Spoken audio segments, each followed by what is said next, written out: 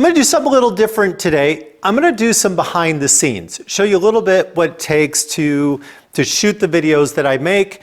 I recently did a video with Kyle from Backcountry ADV Moto, and he does his own YouTube channel, and we were comparing camera gear, and it turns out that we shoot with very similar gear. Now, the difference between the two channels is I'm an educational channel. It means I do a lot of close-up stuff, I do a lot of repetitive shoots in the same area, and I'm usually on site other than gathering B-roll. Kyle, on the other hand, does more gear reviews, product reviews, and trip reviews, which means he's on the move a lot and consistently moving from scene to scene, and that changes some of the gear that he uses personally. I do recommend checking out his channel and seeing what kind of gear he has. For me, I carry my computer and all of my editing software. I edit on a 13-inch computer. That way when I'm on airplanes or traveling, I can make good use of that time. I'm not going to cover my editing software or computer, only the camera gear. And this is a 38-liter Lone Rider bag, or a pannier, and inside you can see I'm full pretty much side to side, front to back. There is some room on the top, but most of it is gear. This is my main camera bag with the tripod. This is what I carry on my back. If I need some self-tracking, then I carry a tracking drone. And then all of the gear is going to need supportive stuff. This is going to be my chargers and any extra batteries and mounts. One of the first concerns is keeping your gear safe. One way to do that is to put it into armor or foam padding and have it loaded on the bike. Of course, the concern then is, will it get crushed? The answer, of course, is to put it onto a top bag or a trunk on top of the bike. For me, I carry it on my back. This also means if I'm doing a shoot where I'm not bringing panniers in, where I'm getting into a very challenging terrain, a very limited access, then I can just carry all that gear on my back. Because it's a sling with only one strap, it'll move around unless you get a secondary. And for me, I just put a magnet on it, and that way when I move, the bag doesn't shift or move. And I still have quick and easy access to it if I need to get any of the cameras to make changes while I'm out on the ride.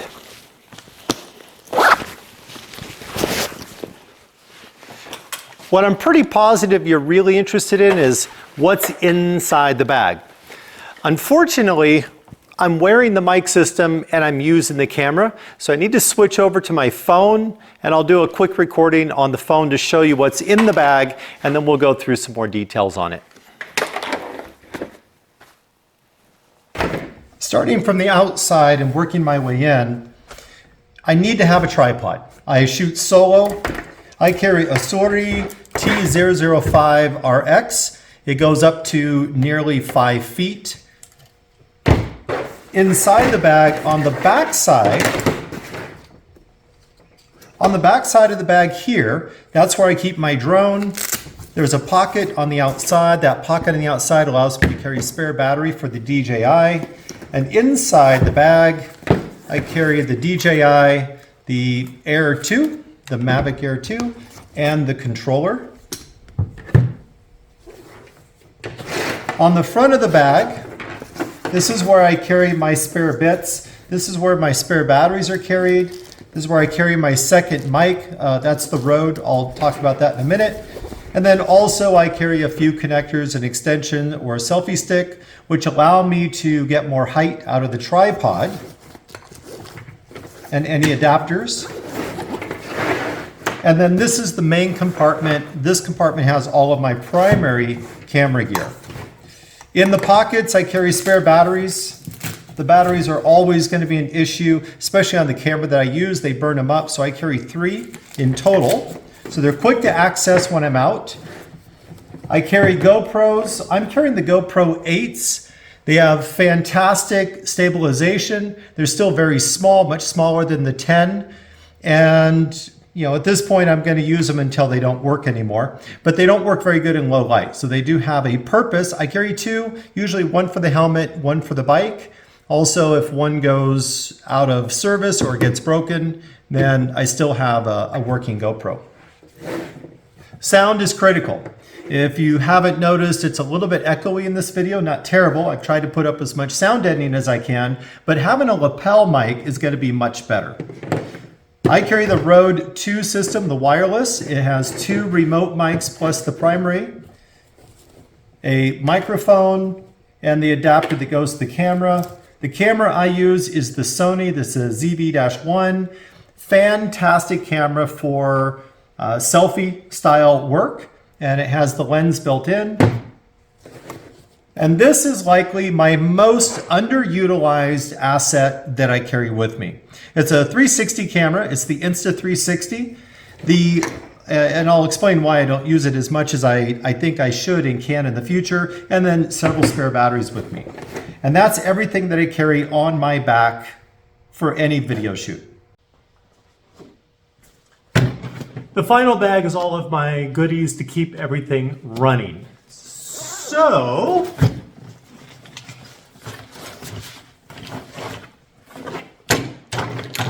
first big bag is right there. This one is all of the clamps and mounts and ram pieces. I've got the spare batteries if I have the Skydio with me. And then inside each of these bags are either the charger and the batteries for my DJI. If you remember, I mentioned I can carry a spare battery, so I have 2 batteries for the DJI if I'm only carrying gear on my back. But obviously when traveling, I need to replenish those, and I have an extra battery and a charger.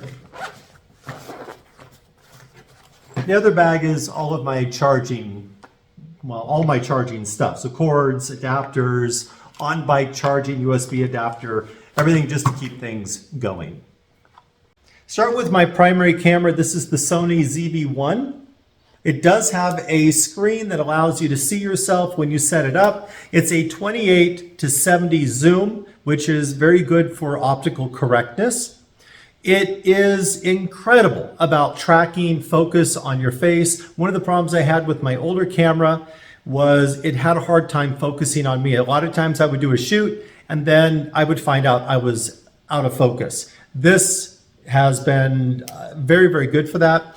Also, it has a hot shoe spot on the top, which allows me to hook in the sound system, and then I can plug in, and that becomes very important. As I mentioned, for video, sound is really, really important. And it's killing me that we have this echo going on, but if I'm using the gear, I don't have a lot of gear to double up. That's that camera. Not really anything bad. Oh, the only thing I would mention is that the batteries on this camera are absolutely tiny. They burn up really fast. If you do go for a ZV-1, then you're gonna wanna have a pocket full of batteries if you're using it.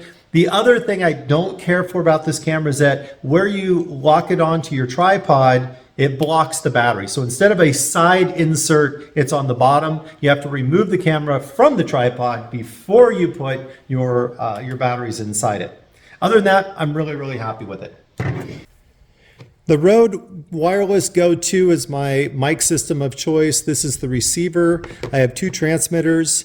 There's no replaceable batteries, but they last for a full day if needed. And they charge with a USB-C, easy to charge on the bike. Lightweight, good long distance, and they work both with the camera and they also work with the phone that I'm recording with today. The Insta360 is my 360-degree camera. It is likely the most underutilized camera that I have. What makes this such a useful tool for a solo videographer like myself is that I can set the 360 up, I can ride past the camera, and then in the editing software, I can catch a pan that I can put into regular video. The downside is that even though it's a 5.7K camera, it downgrades to a 1080p when I cut out those clips. Makes it very good for B-roll, but not necessarily ideal since I now produce in 4K as a standard. If you can only have one action camera, this is definitely one to consider. The batteries are very good. They last for a long time. And also you can remove the 360 lens and put on a standard lens that works like any other action camera. As far as the action cameras go, I carry the GoPro 8s, partly because they haven't died yet and I'll use them until they do, but also the GoPro 8 is smaller than the newer generations, the 9 and the 10. If I'm mounting it on my chin or on the motorcycle for close-up shots of the feet or the hands, or if I'm just looking for an action shot on the helmet so you can see what's going on, the GoPro 8 is a little bit smaller and is actually, in my opinion, a better tool for those types of shots. Now I carry 2 of them.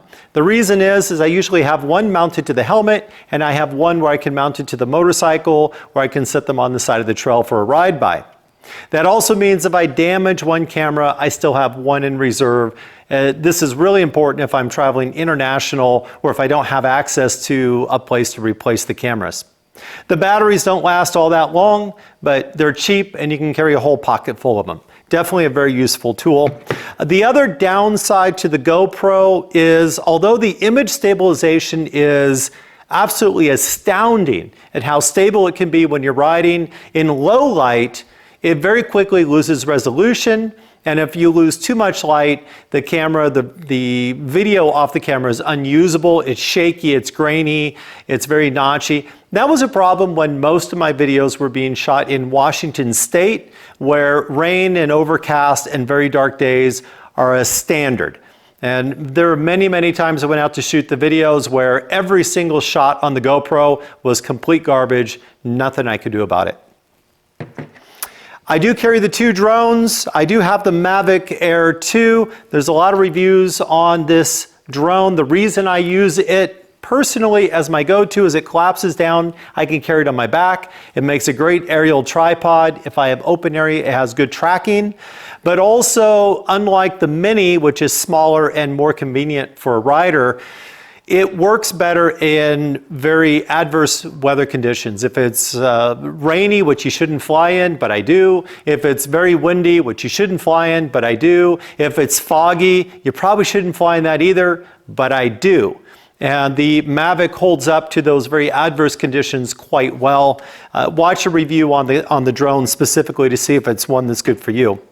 The other drone I carry is the Skydio 2. I did a video review on this drone. I'm not going to go through the details.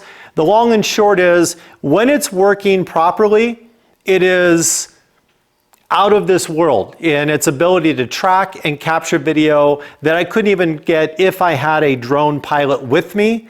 But my Skydios all seem to have had suicidal tendencies, meaning I'm on my 3rd drone and very little of the drone video that you've seen in past videos have come from the Skydio.